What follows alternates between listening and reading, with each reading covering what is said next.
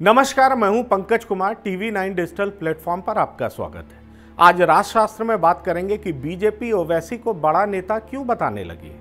जी हां, ये कोई और नहीं बल्कि प्रखर हिंदुत्ववादी नेता की छवि रखने वाले योगी आदित्यनाथ खुद ऐसा बयान दे रहे हैं। बीजेपी उत्तर प्रदेश में योगी आदित्यनाथ के नेतृत्व में चुनाव लड़ने का ऐलान कर चुकी है। बीजेपी को मुख्य रूप से चुनौती देने वाली पार्टी समाजवादी पार्टी सहित बीएसपी और कांग्रेस होगी, लेकिन यूपी बीजेपी के सेनापति ने एआईएमआईएम के मुखिया असदुद्दीन ओवैसी को बड़ा नेता सार्वजनिक मंच से कह दिया। जरा सोचिए, बीजेपी के बाद यूपी में सबसे ज्यादा विधायक समाजवादी पार्टी के पास है, फिर भी बीजेपी के सीएम योगी आदित्यनाथ एआईएमआईएम के नेता असदुद्दीन ओवैसी को बड़ा नेता बता रहे हैं। आखिरकार ऐसा कहने के पीछे योगी की रणनीति क्या है? दरअसल असदुद्दीन ओवैसी ने योगी को चैलेंज देते हुए कहा था कि इस बार वो योगी आदित्यनाथ को दोबारा सीएम बनने नहीं देंगे। योगी ने इसी चुनौती का जवाब देते हुए कह दिया कि उन्हें ओवैसी की चुनौती स्वीकार है। योगी ने एक ही झटके में ओवैसी को अपने मुकाबले खड़ा ये कहते हुए कर दिया कि ओवैसी देश के बड़े नेता हैं और उनका अपना जनाधार है, लेकिन बीजेपी के कार्यकर्ता उनकी इस चुनौती का करारा जवाब जरूर देंगे और उन्हें दोबारा सीएम बनाएंगे। अब सवाल यह है कि यूपी में राजनीतिक जमीन तलाश रही एआईएमआईएम को सीएम ने जनाधार वाला बड़ा नेता क्यों कह दिया। आइए जानते हैं ओवैसी क्या वाकई बड़े नेता हैं। असदुद्दीन ओवैसी मीडिया को आकर्षित करने में हमेशा कामयाब रहे हैं, लेकिन उनकी पार्टी के सदस्यों की संख्या उनके गृह प्रदेश में भी बेहद कम है। मुस्लिम राजनीति को चमकाने का दम भरने वाले ओवैसी पार्टी की जो सीट है तेलंगाना के एक इलाके में थोड़ा असर रखती है।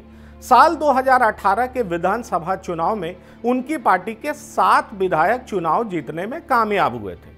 वहीं साल 2019 के लोकसभा चुनाव में ओवैसी हैदराबाद से जीतने में सफल रहे, जबकि उनकी पार्टी के दूसरे सांसद महाराष्ट्र के औरंगाबाद से निर्वाचित हो पाए थे। यूपी में ओवैसी मीडिया में जितनी सुर्खियां बटोर रहे हैं, वैसी हालत पिछले चुनाव में बिल्कुल नहीं थी। पिछले चुनाव में एआईएमआईएम के 38 में से 37 विधायकों का जमानत जब्त हो गया था।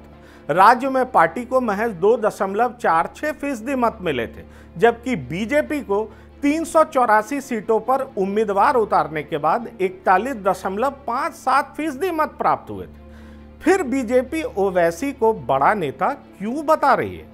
बीजेपी दरअसल ओवैसी को बड़ा बताकर मुस्लिम मतदाताओं को कंफ्यूज करने का प्रयास कर रही है। बीजेपी जानती है कि राज्य में मुसलमान वोटरों की संख्या 19% है और 100 से ज्यादा सीटों पर उनके वोट निर्णायक साबित हो सकते हैं। साल 2017 के विधानसभा चुनावों में बीएसपी ने 97 मुस्लिम उम्मीदवार उतारे थे, वहीं समाजवादी पार्टी ने 67, लेकिन वोट बंटवारे की वजह से 24 मुसलमान ही विधानसभा पहुंच पाने में कामयाब हो पाए थे। जाहिर तौर पर बीजेपी इसी फिराक में है कि ओवैसी को बड़ा बना पेश किया जाए तो वो राजनीतिक रूप से बीजेपी को फायदा पहुंचा सकते हैं। वैसे ओवैसी खुद कई पार्टियों से गठजोड़ कर 100 सीटों पर उम्मीदवार उतारने का दावा कर चुके हैं और उनकी पार्टी भागीदारी संकल्प मोर्चा का हिस्सा है और मोर्चे की तरफ से कहा गया है कि 5 साल में 5 सीएम होंगे, जिनमें एक नाम ओवैसी का भी है। बिहार में भी ओवैसी 6 दलों के साथ गठबंधन कर विधानसभा चुनावों में 20 सीटों पर आरजेडी का खेल बिगाड़ चुके हैं, लेकिन बंगाल विधानसभा चुनाव में उनकी ये रणनीति टाई फिस हो गई थी। बीजेपी वोट बंटवारे का स्वाद पिछले चुनाव में चख चुकी है। क्या ऐसा दोबारा कर पाने में वो कामयाब हो पाएगी? ये बड़ा सवाल है। पिछले विधानसभा चुनाव में कई मुस्लिम बहुल सीटों पर जीत का स्वाद बीजेपी चख चुकी है।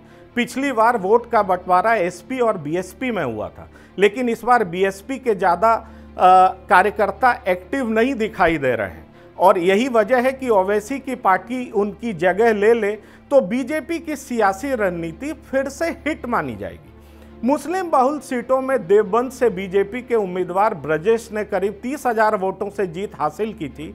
इस सीट पर दूसरे नंबर पर बीएसपी और तीसरे नंबर पर समाजवादी पार्टी ही थी। इसके अलावा मुरादाबाद नगर सीट से भी बीजेपी की झोली में गई थी। यहां से एसपी के विधायक यूसुफ अंसारी ने बीजेपी को हराया था। तीसरे नंबर पर बीएसपी के अतीक सैफी रहे थे। मुरादाबाद की ही मुस्लिम बहुल काट सीट पर बीजेपी के राजेश कुमार चुन्नू ने एसपी के अनीसुर रहमान को हराया था। इस सीट पर तीसरे नंबर पर बीएसपी के मोहम्मद नासिर रहे थे। फैजाबाद सीट का भी यही हस रहा था, जहां बीजेपी के रामचंद्र यादव ने एसपी के अब्बास अली को हराया था और बीएसपी के फिरोज खान तीसरे नंबर पर रहे थे। मुस्लिम बहुल सीट एक और सीट की बात करें तो शामली जिले का भी यही हाल रहा, जहां बीजेपी जीती, बीएसपी दूसरे नंबर पर रही और राष्ट्रीय लोकदल तीसरे नंबर पर रही थी। तो जाहिर तौर पर बीजेपी की रणनीति यह है कि ओवैसी को बड़ा बताया जाए और ओवैसी एक और प्लेयर हो, ताकि मुसलमान मतदाताओं में कन्फ्यूजन हो और इसका फायदा पूरे तरीके से बीजेपी को मिले। और इसी रणनीति के तहत बीजेपी इस चुनाव में भी काम कर रही है। धन्यवाद, नमस्कार।